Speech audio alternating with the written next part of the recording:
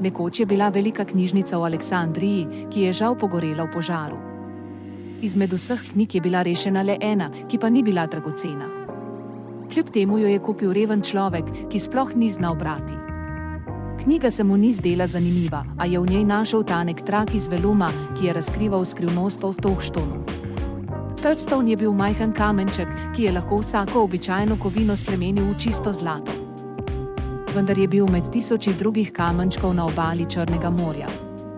Edina razlika je bila, da je bil Touchstone topel, medtem ko so bili ostali hladni.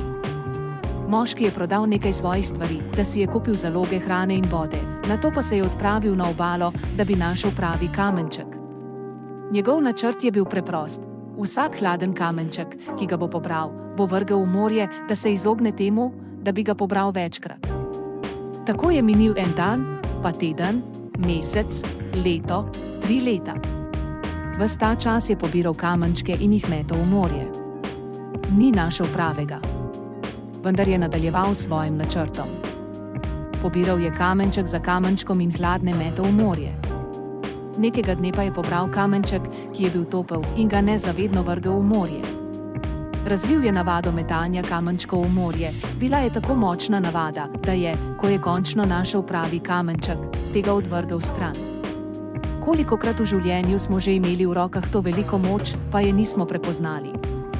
Kolikokrat smo imeli pred sabo priložnost, pa je nismo opazili, ker smo bili preveč ujeti v rutino? Ne dovolite, da navade in rutina zasenčijo vaše priložnosti. Bodite pozorni na tiste tople kamenčke v vašem življenju.